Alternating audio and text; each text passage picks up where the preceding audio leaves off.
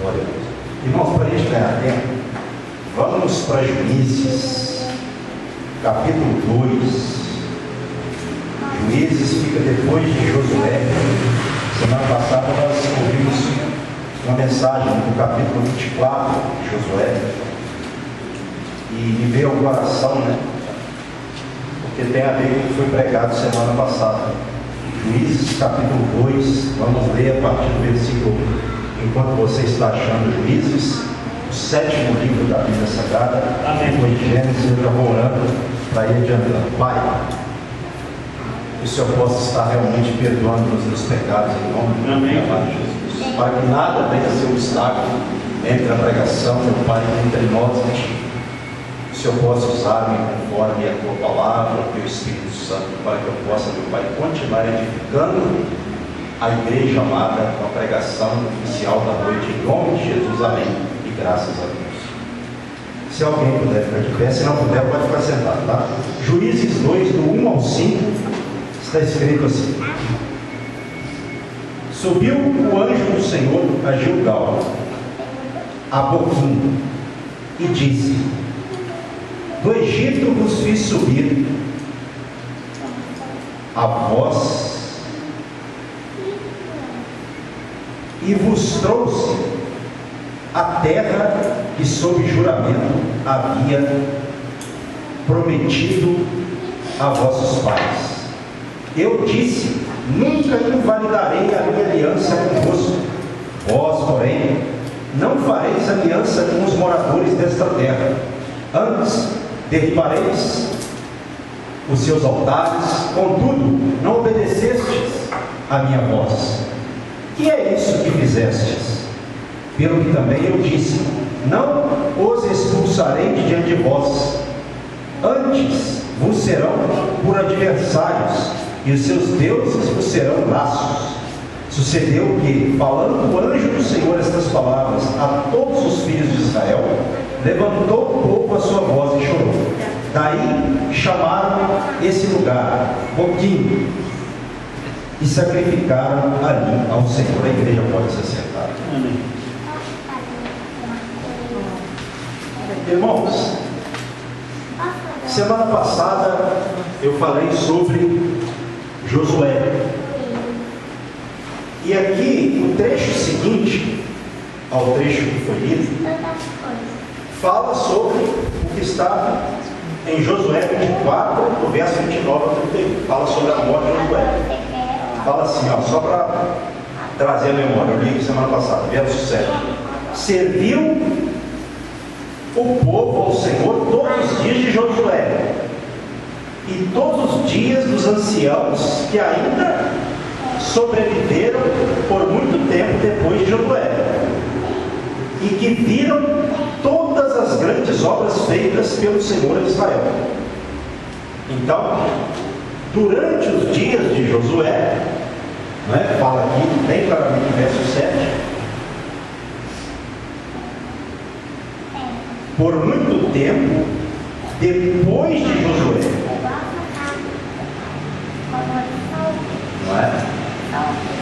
então o povo serviu a Deus todos os dias de Josué e todos os dias dos anciãos que ainda sobreviveram por muito tempo depois de Josué.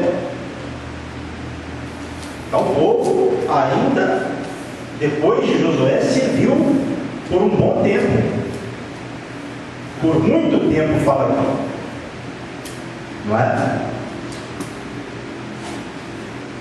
e que viram todas as grandes obras feitas pelo Senhor a Israel. Então, esse povo que viu as grandes obras feitas pelo Senhor a Israel, serviu a Deus nos dias de Josué e por muito tempo depois dele também. Grave isso, você vai entender por que eu estou destacando isso aqui. Vou ser bem pontual aqui e vocês entenderão no decorrer da mensagem. Então, o anjo do Senhor disse,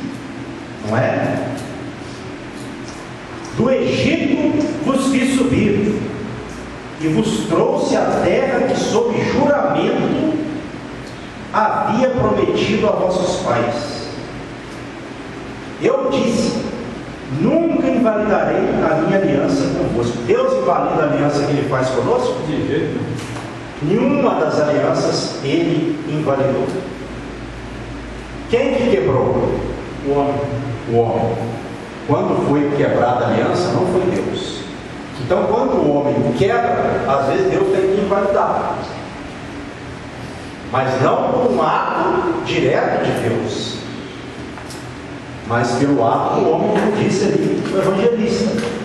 Então, o que ele jurou, que ele prometeu, que levaria o povo para a terra boa, de leite e mel, ele cumpriu. Ele jurou, ele prometeu, ele cumpriu e ele prometeu. Porque Deus cumpre o que ele promete. Amém. Então, esse é um ponto. E ele disse que nunca invalidaria a aliança que ele havia feito com o povo.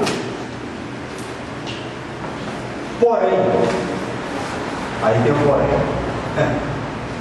Vós, porém, não fareis aliança com os moradores desta terra. Então, o que Deus falou?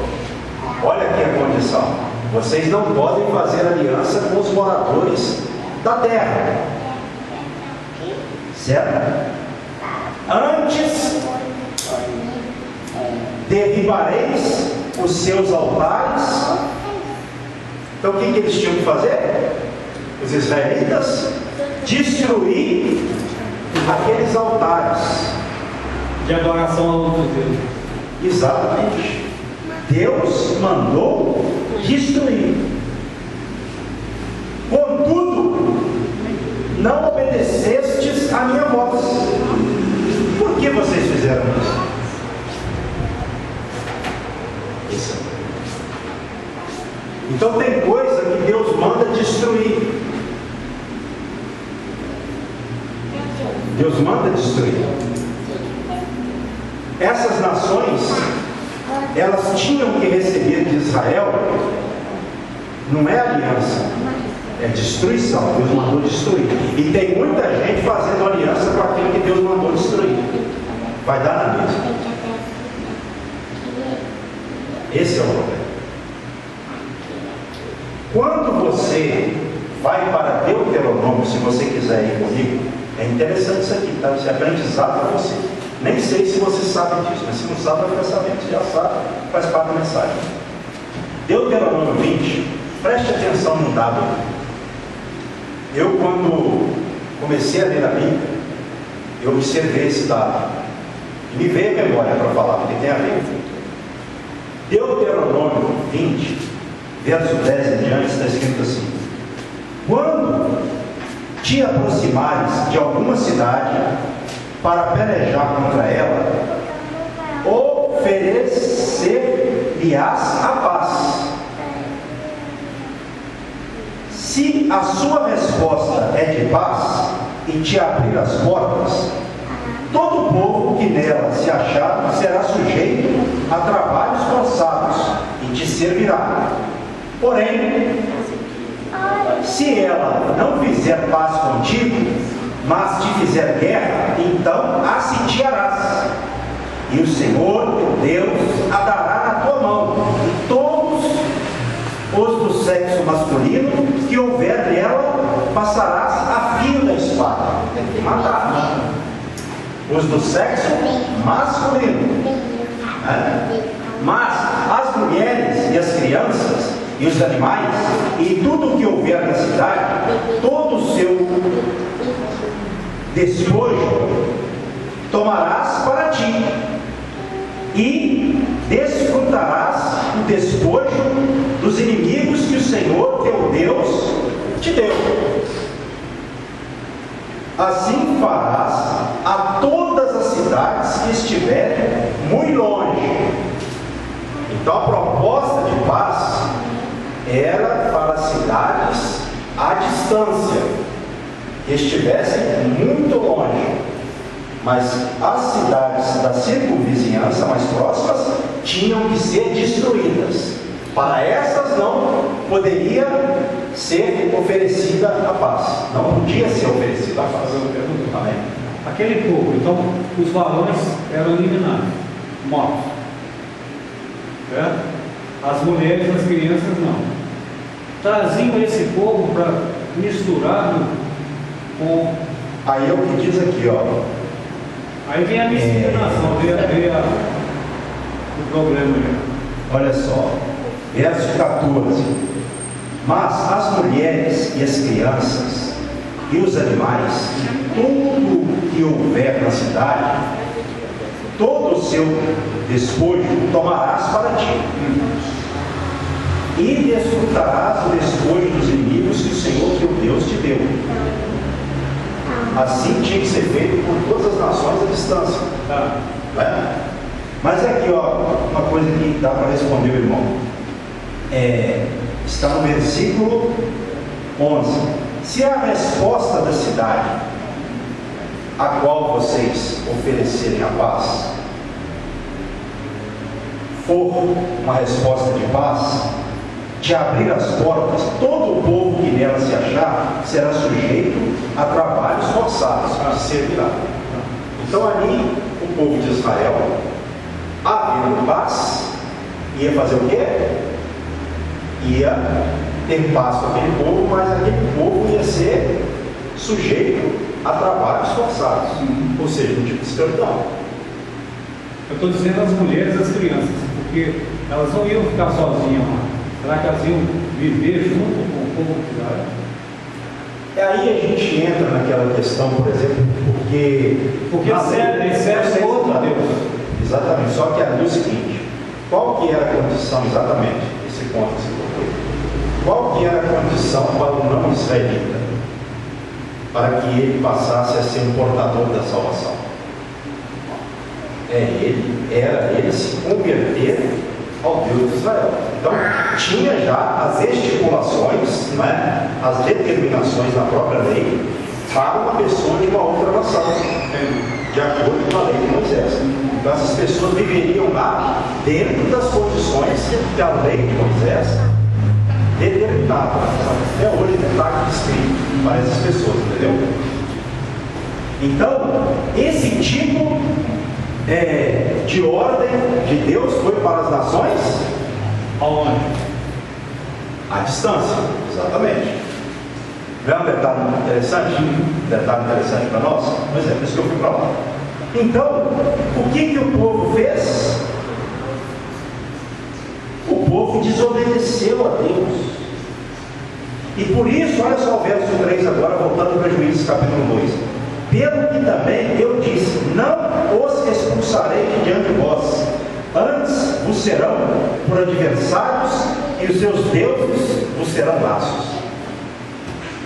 Deus, a promessa dele era expulsar os inimigos, entregar os inimigos nas mãos de Israel, caso Israel obedecesse. Mas como Israel desobedeceu, aí o que Deus fez? O relacionamento de Israel com essas nações acabou sendo um laço para esse povo. Trazendo para nós, o Senhor quer que nós tenhamos uma vida, nesse sentido falando, separada do mundo ou aliada ao mundo? Separada do mundo. Então, se nós fizermos aliança com aquilo que Deus condenou, como essas nações estavam condenadas, nisso está a nossa queda. E tem muito crente hoje que está fazendo, como eu disse no princípio da mensagem, aliança com aquilo que Deus condenou. A pessoa tem que estudar a Bíblia, prestar atenção. A falta de observar a palavra leva a pessoa a queda. Então a gente tem que servir a Deus, mas um olhar fixo, né, voltado para a palavra, né? E aí, olha só, verso 4, isso foi um laço para eles, acabou sendo. Olha o verso 4, ó. Sucedeu que, falando o anjo do Senhor estas palavras a todos os filhos de Israel, levantou o povo a sua voz e chorou. Verso 5, daí chamarem a esse lugar Roquim, e sacrificaram ali ao Senhor. Bom, esse é um ponto.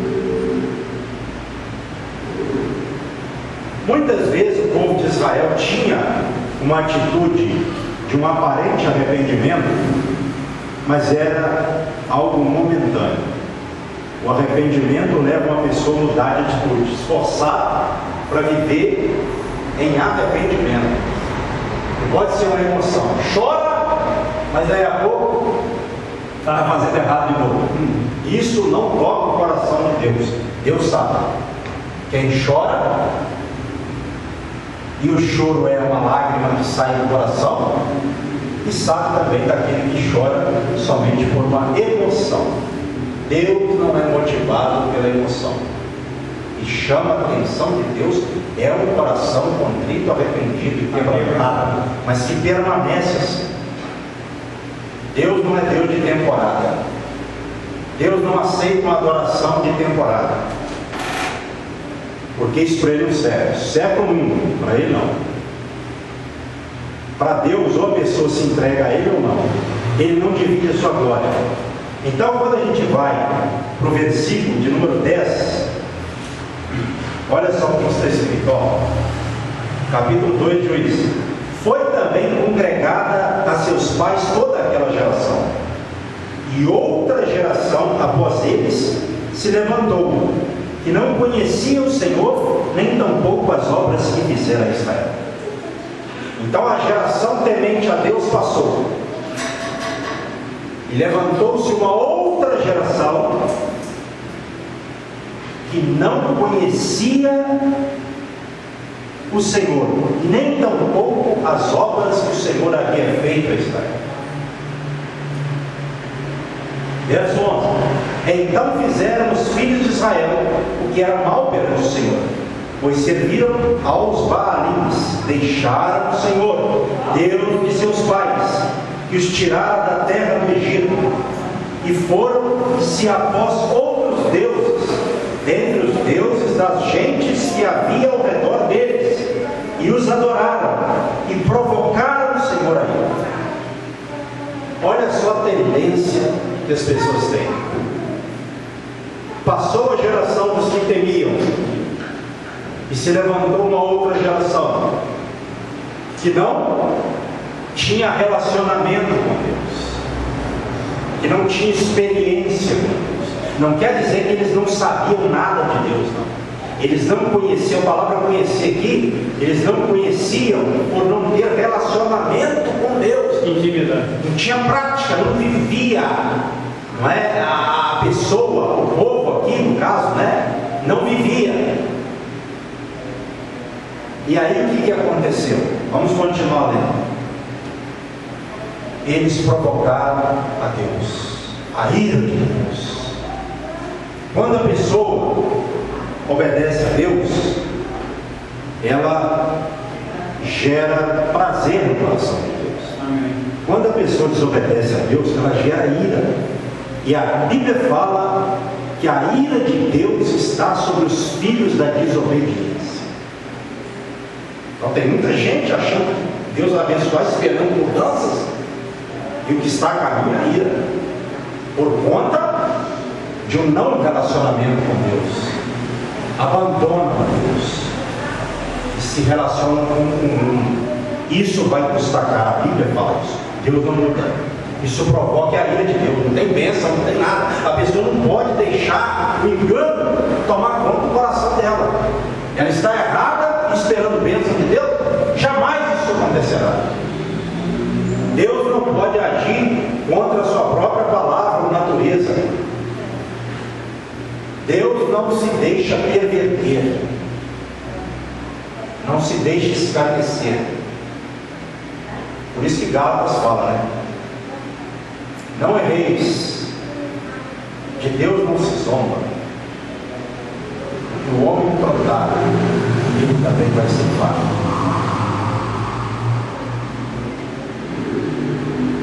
Porquanto deixaram o Senhor e serviram a Baal e a Astarote. Baal era o Deus ali adorado pelos cananeus. Astarote era uma deusa adorada também, né? Mas enfim, vamos continuar.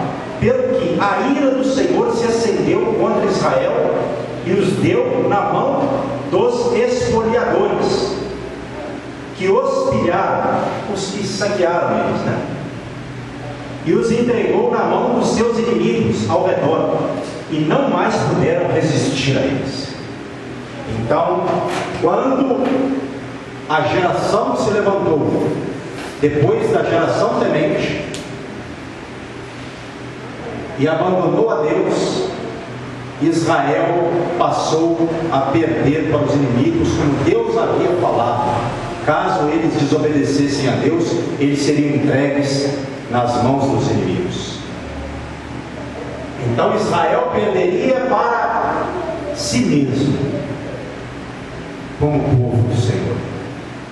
A desobediência de Israel traria a sua queda, como trouxe a Bíblia, deixa isso bem evidenciado, claro. Assim é para o cristão. E aí não vai adiantar pelejar, porque é um problema espiritual. Não tem como você resolver o problema no campo físico, sendo que ele é de origem espiritual. Se não consertar com Deus, vai só piorando. Quanto mais a pessoa lutar, vai piorando, porque é um ato de rebeldia do coração, uma rebeldia contínua, constante. E aí Deus tem que castigar, não é? Por onde quer, verso 15, que saíam, a mão do Senhor era contra eles. Então quer dizer, quem estava contra eles era o próprio Senhor.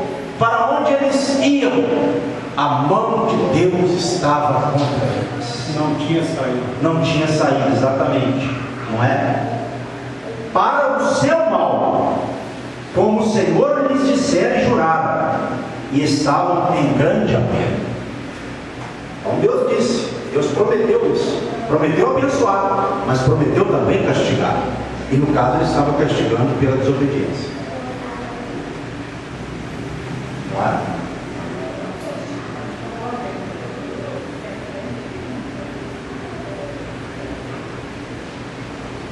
Versículo agora de número 16. Suscitou o Senhor juízes. Aí começou o período dos juízes, não é? Que os livraram da mão dos que os pilharam, dos que saqueavam eles, né? Contudo, não obedeceram aos seus juízes, antes se prostituíram após outros deuses e os adoraram. Quer dizer, o problema era uma rebelião do coração, impregnada, agarrada no coração deles, né? Então eles se prostituíram após outros deuses e os adoraram. Depressa se desviaram do caminho por onde andaram seus pais na obediência dos mandamentos do Senhor, e não fizeram como eles. Olha a tendência do desvio. Os pais obedeceram, eles não estavam andando conforme os mandamentos do Senhor. Quando o Senhor lhe suscitava juízes, o Senhor era como o juiz e os livrava da mão dos seus inimigos todos os dias daquele juiz, levantado pelo Senhor no caso, porquanto o Senhor se compadecia deles ante os seus gemidos, por causa dos que os apertavam e oprimiam. Sucedia, preste atenção, porém, que falecendo os juízes, reincidiam e se tornavam piores do que seus pais, seguindo após outros deuses, servindo-os e adorando-os. Eles nada deixavam das suas obras, nem da obstinação dos seus caminhos. Quer dizer, era uma obstinação, uma teimosia do coração. Tem pessoa que insiste na teimosia. Deus manda fazer uma coisa, a pessoa é teimosa, não faz, desobedece, obstinada, não é? Olha só o que acontecia no tempo dos juízes, e passou a ser uma triste constante. Eles eram afligidos, Deus se compadecia deles, levantava um juiz. E eles, como diz aqui, olha que coisa,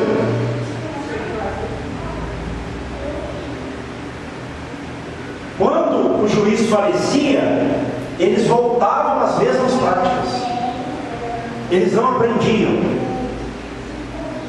eles gostavam de sofrer. Tem muita gente que gosta de sofrer, tem que prestar atenção, porque a pessoa costuma obedecer a Deus se ela prestar atenção na Bíblia e procurar ter relacionamento com Deus, porque se a pessoa não se relacionar com Deus, ela costuma também desobedecer, ela costuma, né, evangelista, a agir de forma desviada.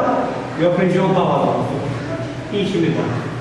Exatamente, é o que estava faltando aqui. Essa geração não tinha intimidade, experiência, não praticava. E Jesus deixou bem claro: o homem que ouve essas minhas palavras e não as pratica, compará-lo-ei ao homem que edificou a sua casa sobre a areia. Veio a força da enchente e deu-se com ímpeto sobre a casa, e ela caiu, e grande foi a sua ruína. Então não adianta ouvir, conhecer a Deus, de ouvir falar, tem que conhecer a Deus, de estar se relacionando com Ele. Deus quer relacionamento. Tem muita gente no mundo religioso, chega a dizer, posso estar errado, mas creio que a maioria do mundo religioso não tem experiência com Deus, não conhece a Deus. Deus não quer um relacionamento apenas aparente. Deus quer relacionar-se com a pessoa. Ele quer que a pessoa se relacione com Ele todo dia, a todo instante que for possível. A pessoa, antes de dormir, ela ora a Deus, Deus abençoe o sono. Como o irmão disse, ela acorda, ela agradece, porque ela sabe que se ela se deitou, dormiu e acordou, foi porque Deus a sustentou. Como disse o salmista, Deus quer ter relacionamento, Deus não quer uma vida de aparência. Isso para Deus não serve, isso é para o mundo. O mundo gosta de aparência, Deus gosta de coração quebrantado. Ele procura pessoas que o adorem de coração. Foi falado ontem até na reunião, em espírito e em verdade. Outra adoração para Deus não serve. Então o povo, depois que recebeu a bênção de Deus, se acomodou. A geração referida aqui. E aí começou, em vez de estar nas delícias da terra, porque Deus deu para o povo evangelista que havia de melhor. Leite e mel. Exatamente. Essa expressão terra que mana leite e mel se refere à prosperidade da terra. O melhor. O melhor. E aí o povo se acomodou. Mas Deus muda? Não, pastor, isso aí era o tempo dos juízes do Antigo Testamento. Você está ficando doido? Hoje não é assim mais não. Cuidado, Deus não muda. Na essência não. Deus quer ter relacionamento do mesmo jeito. Os tempos mudam, mas a intenção de Deus é a mesma, de ser adorado, servido, honrado, amado, respeitado.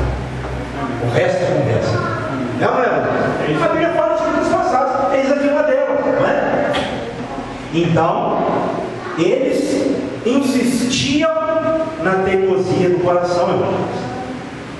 Quantos crentes hoje, né, persistem na teimosia do coração? Deus fala de uma forma, usa um irmão, usa uma situação, um irmão dá um testemunho, o outro fala uma coisa, e tantas coisas. É o amor de Deus para ver se quebranta a pessoa, e a pessoa comete.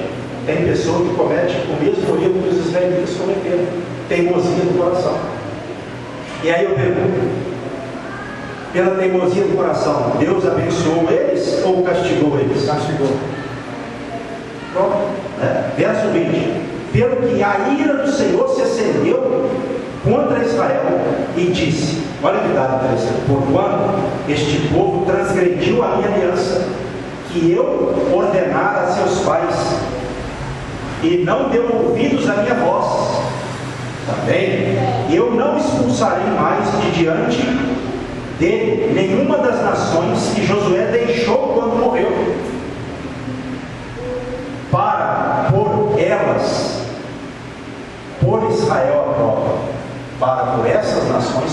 Israel à prova. Eu ia tirar, agora eu vou deixar, para testar eles, para provar eles, se guardará ou não o caminho do Senhor, como seus pais guardaram.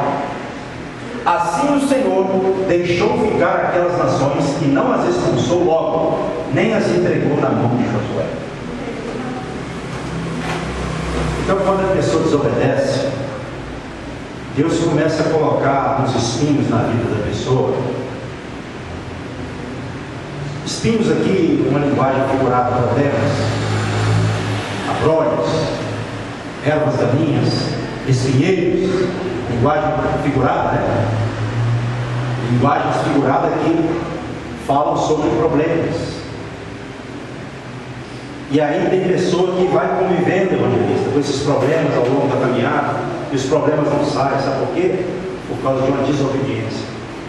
Poderia ter uma vida mais reta, mais abençoada, em paz, mas pela teimosia, a obstinação do coração, Deus vai deixar no aperto, na prova direta. Mas olha só, irmãos, agora, Deus ia tirar ou não ia? O que determinou a não tirada de Deus? A desobediência. A gente vai vendo que tem muita gente que fala, não, irmão, isso é predestinação, nem tudo. Aqui claramente o texto fala o que motivou a decisão de Deus de deixar na terra essas nações para provar Israel foi a desobediência do coração de Israel. Caso contrário, teria tirado. E um outro dado aqui que eu não li, no capítulo 13, versos 5 e 6, olha só, habitando, pois, os filhos de Israel no meio dos cananeus, dos heteus, dos amorreus, dos ferezeus, dos heveus, dos jebuseus, tomaram de suas filhas para si por mulheres, e deram as suas próprias aos filhos deles, e rendiam culto aos seus deuses. Rendiam culto aos deuses deles. Está vendo o que aconteceu? Aí começou a constante. Eles desobedeciam a Deus, Deus levantava o inimigo para atacá-los. E aí eles, no desespero, clamavam, Deus levantava o juiz e libertava eles. E assim foi o período dos juízes, até que veio o período da monarquia, com Saul e etc. Mas então, olha só, irmãos, como decisões erradas do coração determinam a vontade de Deus. Não é porque Deus não pode livrar, não. É porque a maioria das coisas que Deus faz há uma condição, não é? Como é que Deus vai salvar, por exemplo, uma pessoa que não se arrepende dos pecados? O incrédulo não. Então a pessoa tem que entender. A Bíblia fala em várias passagens sobre uma não libertação de Deus, uma não salvação, uma não bênção por causa de teimosia. Deus fala, a pessoa não obedece. A pessoa finge que não é com ela. E se tem uma coisa, vai pagar o preço. E se tem uma coisa que Deus não vai permitir por muito tempo, é a desobediência. Ele dá um tempo. E é importante conhecer o tempo em que Deus está falando.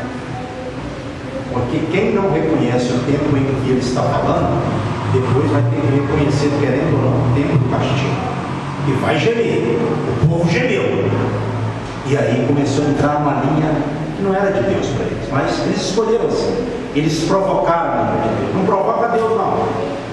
Não queira saber da ira de Deus, não, porque ninguém fica de pé diante da ira de Deus. E a gente tem que entender isso, porque nós vivemos numa geração de crentes desobedientes, pessoas que estão na igreja, voando a cabeça, a pessoa está com o corpo na igreja e a cabeça está em outro lugar, não no Senhor. Deus quer uma vida verdadeira. Deus não aceita traição. Deus não é mulher de malandro que gosta de apanhar e aceita traição.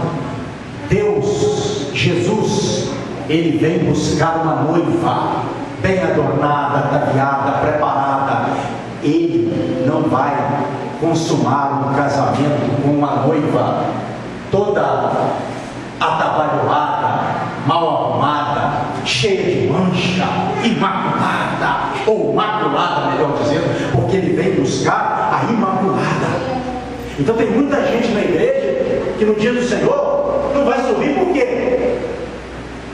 Ou se partiu hoje, não vai para o descanso por quê? Porque viveu como uma pessoa toda desordenada na obra de Deus. Nunca teve a devida reverência que Deus requer. Nunca prestou atenção, irmãos. Então, isso é muito grave, porque o amanhã não pertence a nós, irmãos. Hoje nós estamos aqui. A gente tem que viver hoje. O amanhã, falamos isso ontem lá. O amanhã, o daqui a pouco, é para Deus. O agora é para nós. Amém. Então, se nós estamos aqui agora, nós temos que adorar a Deus e agora. Amém. E não é adorar apenas falando glória a Deus ou aplaudindo, não. Isso é importante, mas adorar a Deus nesse momento, entendendo que pode ser o último momento da nossa vida. Nós não sabemos o que vai acontecer daqui a pouco. Então a Bíblia nos instrui a nós vivermos a cada dia para o Senhor, consagrar cada momento, procurar viver, lutar contra o pecado, o mundo tentando atrair a gente, o mundo tentando seduzir sempre a gente. É uma hora que eu estou em casa, eu estou vendo televisão, ou nas mídias sociais, eu tenho que lutar, porque a minha carne quer pecar, mas eu tenho que entender, não, eu tenho que rejeitar esse pecado, porque maior o que está em mim do que o que está no mundo. Deus é maior, eu não consigo, mas o meu Deus me fortalece. Então, na hora que está diante do pecado, a gente tem que estar pensando, ainda que você pegue, você deve pedir perdão e sair daquilo ali, porque quem tem Deus não vai viver pecando. Quem tem Deus não vai viver pecando. A Bíblia fala que aquele que vive pecando não o viu nem o conheceu, porque aquele que nasceu de novo, ele peca, mas ele não vive pecando, porque ele sabe que o que afasta Deus dele é o pecado. Então ele vai lutar contra o pecado todos os dias, porque o pecado está na nossa carne. Nós temos que repreender o pecado na nossa carne, nós temos que procurar conhecer a Deus na beleza da santidade de Deus. Nós temos que procurar desenvolver um relacionamento, porque Deus não vai se relacionar com qualquer profano, imundo, pecador, não. Deus se relaciona com o pecador que se arrepende, com o pecador que depende dele. E não tem crente que pode viver alienado de Deus. Crente que vive alienado de Deus não é crente, é carnal, é pecador que vive pecando de carteirinha. Nós não podemos fazer como a geração de Israel, nos entregarmos ao pecado, estamos entregando aquilo que é abominação a Deus, não. Nós temos que, diante do pecado, diante das abominações do mundo, nós temos que fazer, sabe o quê? Proclamar a verdadeira palavra de Deus. E quando nós nos depararmos com o pecado, nós falamos, está aqui a palavra, deixe o pecado, arrependa-se, entregue-se a Deus, porque Deus há de te perdoar, há de te abençoar. Nós temos que expor a luz que ilumina o mundo em trevas, não é nos entregarmos ao pecado, é combatermos o pecado. E eu não vou combater o pecado se eu ficar ali olhando para ele, admirando e ali aprovando aquilo que Deus condena, não. Nós temos que falar o seguinte: olha, isso que você está fazendo, Deus te ama tanto que isso que você está fazendo, Ele me enviou aqui, não porque eu seja melhor do que você, mas é porque eu vim com a palavra de Deus para te mostrar que isso que você está fazendo, caso você não se arrependa, vai trazer a ira de Deus sobre a sua vida. É isso que a gente tem que falar para as pessoas.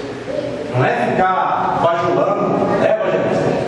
Não é também brincar com as pessoas, não, porque tem que evangelizar com amor e educação, mas com verdade e sinceridade. Não adianta passar mel na chupeta, como diz o ditado. A Bíblia fala, eu falei isso hoje de madrugada, evangelista, do grupo de evangelismo, pela madrugada. Eu entrei lá e vi o irmão falando que deu algumas aulas, e eu fiz uma aula. E uma das mensagens que eu deixei foi essa da carta de Paulo aos Colossenses, capítulo 4, versos 5 e 6. Portai-vos com sabedoria para com os que são de fora, aproveitai as oportunidades. A vossa palavra seja sempre agradável, temperada com sal, para saberdes como deveis responder a cada um. Então, se a pessoa não se portar com sabedoria e não aproveitar as oportunidades, ela vai se dar mal. Porque crente tem que ser sábio. Quem é sábio vai aproveitar as oportunidades que Deus dá. Porque nem sempre elas passarão diante de nós. Tem que aproveitar. Outra coisa, a vossa palavra seja sempre agradável. Então nós não podemos ser ignorantes.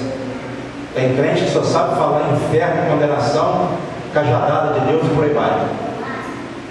Tem que falar do inferno, tem que falar do castigo de Deus, mas com propriedade, com conhecimento, com discernimento e com agradabilidade, certo? Porque ignorantemente você não vai ganhar ninguém, conquistar ninguém, não vai influenciar ninguém, certo? Isso não provém do Espírito Santo, provém da carne. Então a nossa palavra tem que ser sempre agradável, temperada com sal. O que significa isso? O sal, falei, o sal serve para conservar, servia para conservar e temperar até hoje, principalmente antigamente não tinha geladeira, certo?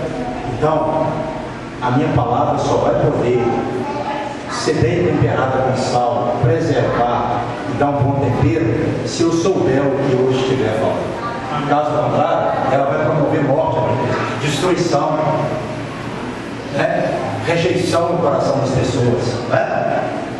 E para encerrar, para saberdes como deveis responder a cada um, para que nós saibamos. Tá faltando 5 para as 9. Não. Então, isso para quê, evangelista? E demais, para que nós saibamos a responder a cada um. Tem crente que o sal dele já se degenerou, se tornou insípido, e para nada mais presta, a não ser para ser lançado fora e pisado pelos homens, como Jesus disse. Se o sal perdeu o seu sabor, ele estraga e tem que ser lançado fora. Infelizmente tem sido assim muitas vezes. Ele é a essência, não é? Nós temos que ter essência. Temos que procurar proximidade, estarmos próximos da palavra. Porque senão, o que vai acontecer com a gente? Madeira abaixo. Exatamente. É tão triste a gente ver tanta gente morrendo hoje, né, evangelista? Principalmente pessoas morrendo despreparadas para a eternidade, porque não tem volta mais. Quantos em Israel passaram por isso? Receberam a bênção de Deus, a glória de Deus, viram os sinais de Deus no Egito, e mesmo assim se perderam, porque tem pessoa que a perversão está escondida no coração, e ela vai se revelando no passar do tempo. Você tem que vigiar com o coração, a mente. A nossa mente era tendenciosa à corrupção. Se nós não vigiarmos, vamos cair no mesmo erro que caiu Israel, mas que não seja o nosso caso. Amém? Se coloca sobre seus pés. Vou pedir à igreja que faça assim, com as mãos em forma de concha, de receber. Pai, a todos os presentes e ausentes, Deus abençoe com o teu amor, com a graça do Filho, com a sua doce consolação do Espírito Santo. Dê a todos, ao Pai, no final de domingo consolado, encorajado, animado, para que nós terminemos a semana assim, comecemos a semana prática amanhã, no encorajamento, no ânimo, na consolação do Espírito Santo, e principalmente também, meu Pai, junto a isso, a instrução que o Senhor nos deu nesta noite, para que nós, ó Pai, combatamos o mundo e não nos coloquemos a Ele. Em nome de Jesus, amém. Que as palmas ouvem a Deus. Então vai embora, aceitar a paz de Cristo para o amado irmão que está do seu lado, para terminarmos o culto em comunhão. Deus te abençoe em nome de Jesus, amém.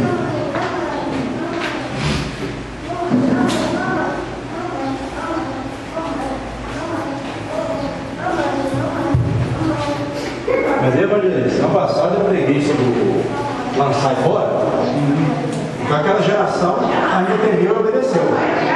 Mas essa outra já, entendeu?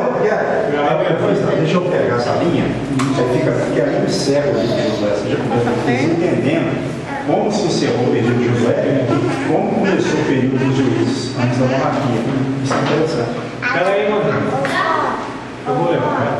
Eu vou esperar.